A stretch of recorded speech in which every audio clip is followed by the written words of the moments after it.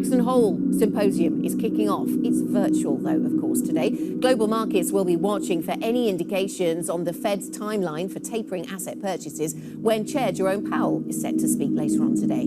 It comes after hawkish comments from a range of Fed governors, including Kansas City's Esther George. I think it's important to really center on when we believe the progress in the economy is sufficient to start that process. And that's really where I'm focused. In that sense, I think we should get started this year so that we can begin to pare back the amount of accommodation, watch to see how the economy unfolds after that.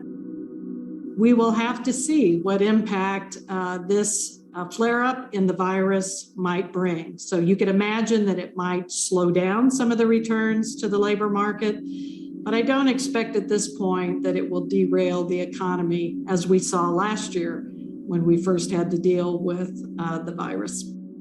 As I look at the progress that the economy has made so far, it really does suggest that we've come to a point where we can begin to ease up on the amount of accommodation provided to the economy. That's different than suggesting that we have arrived at the objectives that we have in terms of full employment and price stability. So I don't think that it changes my own calculus that it is time to begin to make those adjustments given the gains we've seen so far. Esther George, Kansas City Fed President there. Now let's bring in our guest for this half hour. Victor Hjort, BNP Paribas Global Head of Credit Strategy and Desk Analysts, joins us now. Really good to speak to you then, Victor. So let's focus in on what we are expecting to hear from Jackson Hole. It has become fashionable this week to sort of play down expectations, I suppose, especially because we now know it's going to be a virtual event. But is there a sense that if we don't hear from Powell that he wants to begin tapering this year, then that in itself will be newsworthy? Yeah, I think there has, at least in the last few days, been a bit of a dovish taper being built into market with a rally in commodities, a move higher in bond yields, and also rally in more cyclically sensitive equities. So I think the expectations have maybe slowly been that this is going to be a reflection on the weakness in recent data, and therefore a little bit more of a dovish Powell. But ultimately, what he is there to do is deliver a message that the taper is on track. It is going to happen. He will probably not talk about timing, but he will talk about details and structure, treasuries versus MBS, and maybe even the pace of tapering, and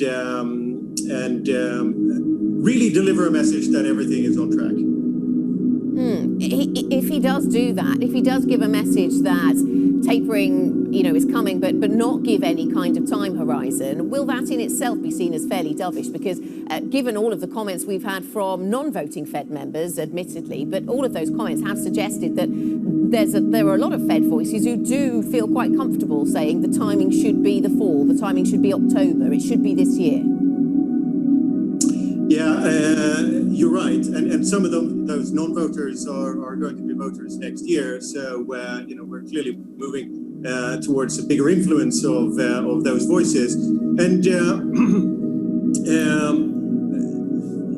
I think the Fed, with respect to QE, is increasingly of the view that the problems that the U.S. economy are facing are supply problems and not demand problems. You saw that in an earlier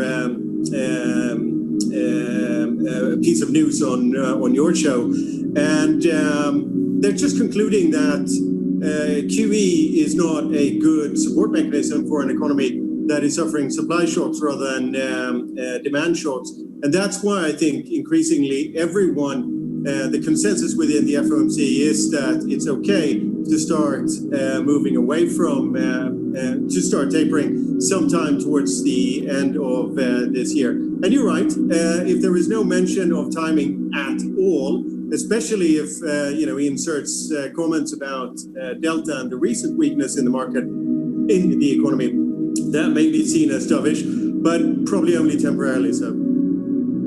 What do you make of the recent rally in bond yields. I mean, I'm looking at the 10-year Treasury right now. I mean, it's coming back a little this morning, so we are seeing some appetite for bonds, and the Treasury yield falling a little, but it's up at 133. I say up at 133 because that is relative to very recent history, a little higher than it's been, higher than the sort of mid-teens. Where are you expecting to see this, Victor? How does this play out to the end of the year then? Well, most likely we're in the camp that bond yields will ultimately go higher, but it will be a different increase compared to what we saw in the first half of the year, which was this big reflation rally driven by higher inflation expectations. This time around, the inflation expectations are probably quite anchored and actually may even come off a little bit. The move higher in bond yields are going to be driven by more hawkish policy and therefore by higher real yields. And that is a different type of bond market sell-off or a increase in yield. It's probably a little bit more problematic for risk assets as well than that first inflation-driven increase. One of the things that's on President Biden's to-do list, and he's clearly busy thinking about geopolitical matters right now. He's got plenty of other things on his mind. But something that he's going to have to think about soon is whether to reappoint Jerome Powell as Fed chair another time around. We have reporting this morning that suggests that he could do that, and also could nominate that Lael Brainard could be put up as a deputy, if you like, as vice chair. Sorry. How would that be taken by markets, do you think, Victor? Would that be a status quo, but also a change enough? Well, so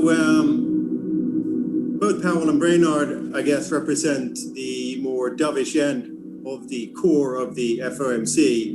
The shape of the FOMC going into 2022 is going to be, on balance, more hawkish because of new voting members. So the choice of who's at the head, whether that's Brainard or Powell, is I don't think has a major impact. Brainard would arguably be even more dovish than Powell, but really they are very close to each other, I think, with respect to the outlook for monetary policy. Victor, thank you very much. Stay with us. Victor Hjorth, BNP Paribas.